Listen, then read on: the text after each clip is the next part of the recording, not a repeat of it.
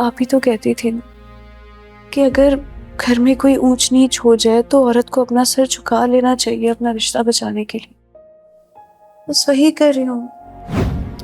Uncle please, से गलती हो गई, मैं माफी मांग रहा हूँ आपसे, प्लीज। माफी? मेरी बेटी मेरा लख्त जिगर, मेरे दिल का टुकड़ा है, और मैं आंखें बंद करके किसी नासमझ इंसान के हवाले नहीं कर सकता। लेकिन एक बात तुम्हें समझाना चाहता हूं, हम अपनी बेटियों को बहुत नाजों से पालते हैं। जब उन पे आ जाए ना तो तड़प जाते हैं। दर्द होता है यहां पे, दर्द। लेकिन तुम जैसे लोगों की समझ में यह बात कभी नहीं आएगी। कम से कम किसी बेटी के साथ ज्यादती करते वक्त एक लम्हे के लिए सोचा तो करो बेटा। हम लोग अपनी बेटी नहीं, जिगर का टुकड़ा देते हैं तुम लोगों को।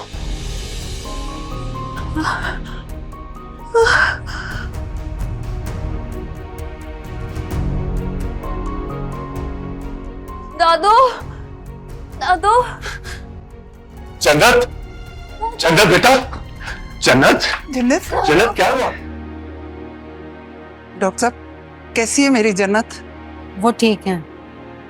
आप उनके हस्बैंड हैं? जी। आप आए मेरे साथ अंदर। डॉक्टर साहब, आप अपनी बेटी से मिलना चाहते हैं, देखना चाहते हैं उससे। आप थोड़ा वेट करें, मैं अभी बुलाती हूँ आप लोगों को।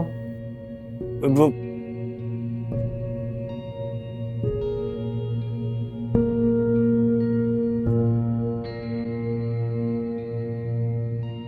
जन्नत, ठीक हो ना आप?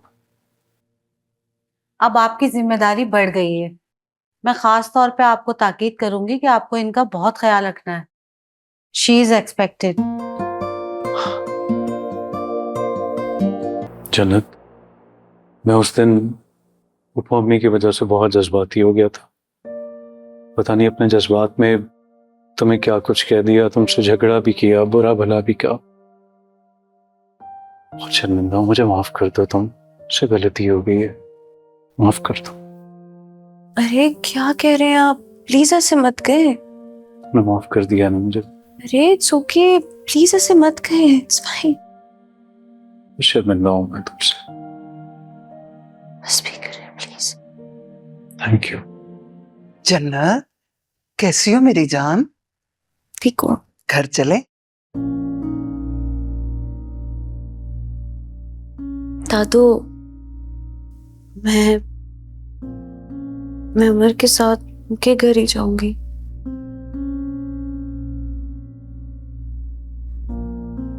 नहीं बेटा, जब तक तुम्हारी तबीयत ठीक नहीं हो जाती मैं हरगिज इजाजत नहीं दूंगी तुम्हें वहां जाने की। जन्नत बेटा, दादी बिल्कुल ठीक कह रही हैं। और वैसे भी मैं पापा, उमर ने आपसे माफी मांगी थी ना? उन्होंने जो किया था उसकी, मैंने उन्हें कर दिया माफ। उन्होंने मुझसे भी माफी मांगी है, प्लीज आप भी माफ कर देना। जन्नत बेटा, अंकल आप प्लीज एक बार और मुझ पर भरोसा करके देखें, प्लीज। दादू, आप ही तो कहती थी ना कि अगर घर में कोई ऊंच नीच हो जाए तो औरत को अपना सर झुका लेना चाहिए अपना रिश्ता बचाने के लिए। बस वही कर रही हूँ।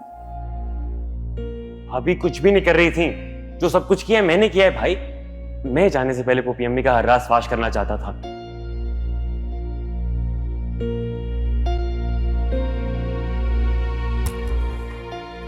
हंगामे की वजह ये चीजें थी। एक तो मैं इस आतिफ से हमेशा से तंग हूं, अब उमर को भी पता चल गया है। अब मुझे किसी भी तरह इस बात को संभालना होगा। क्या करूंगी? कोई जरूरत नहीं आप लोगों को वहां पर जाने की। मुझे तो ये समझ में नहीं आ रहा है कि पता नहीं मेरे उमर के साथ वहां हो क्या रहा होगा। आतिफ तुम हमें जाने दो। मैं वहां जाऊंगी, मैं दादी से माफी मांग लूंगी, मैं मना लूंगी, लेकिन मैं अपने बेटे को वापस लेकर आऊंगी। ये क्या हो गया है आपको? कितनी खुदगर्ज हो गई हैं आप। अब पहले तो ऐसी नहीं थी। आपको भाई की फिक्र है, भाभी की नहीं? मुझे दोनों की फिक्र है आतिफ, लेकिन अस्सलाम वालेकुम।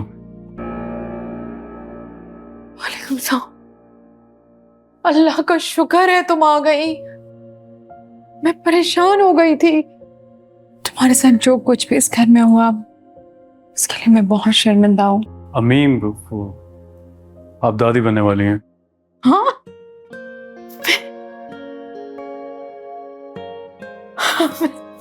माशाल्लाह, मुबारक हो तुम्हें, बहुत बहुत मुबारक हो। बहुत मुबारक हो तुम्हें जन्नत। भाई अब मैं चाचू बनूंगा। बहुत खुशी हुई। मुझे भी।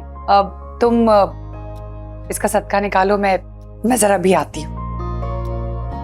तुम बैठो ना।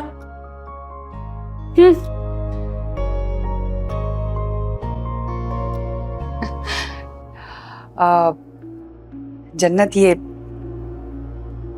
ये तुम्हारे लिए है। और उमर, ये तुम्हारे लिए। और ये है तुम्हारे लिए।